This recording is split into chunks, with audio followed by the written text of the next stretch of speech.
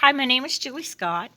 Thank you for choosing Epic as your school. Let me tell you a little bit about myself. I'm a teacher for 22 years. I taught in New Mexico for 20, and then here in in Oklahoma for 2 years as a special ed teacher. I was a career teacher in New Mexico and did BPA and all that. Um, I like reading, gardening. Um, I would like to go fishing, but I'll have to schedule some time for that. Um, and I want you to encourage you to ask for help. Email me, call me, whatever is needed to do to make sure that you're successful in your class. And if you have any problems with the internet, make sure that that you let us know right away. Okay, now I'm going to focus on the case example and why I did my lesson plan the way I did it. I looked at the ACT example that was given, and I noticed that the student was stronger in English and reading, and they were weaker in their math and science. So I pulled down in the science area and looked at their evaluation of models, inferences, and experimental results. And I thought, since I'm used to doing that, I jumped over into the English. I know that's kind of weird since it was science that they were weak in, but I want them to be able to make inferences and back it up with evidence. So I generated my lesson plan, and I've taught for 20 years in career and had to pull in from other classes.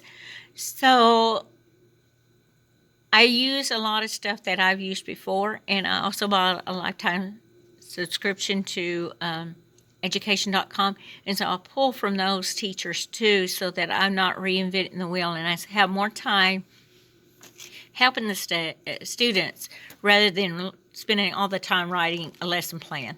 But I know that this lesson plan is helping me to guide. And so I have my standards. I picked a writing standard for English language arts, and then I pulled an objective, and then I told what kind of materials I needed for that. I pulled in some differentiated instruction or support, enrichment.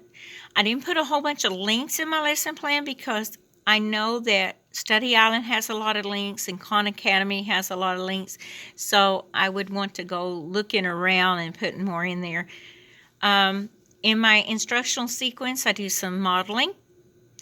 And I go into detail, and I focused on the articles for tornadoes in Oklahoma because, hey, that's going to draw the interest in for my kids if I use something that's current.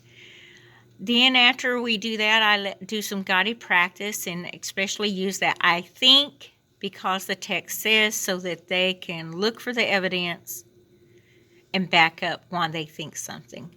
And then I let them do some independent practice where I assign them some short nonfiction text to read so that they're not used, because a lot of times we use fiction and that doesn't always help them when they are having to read the nonfiction.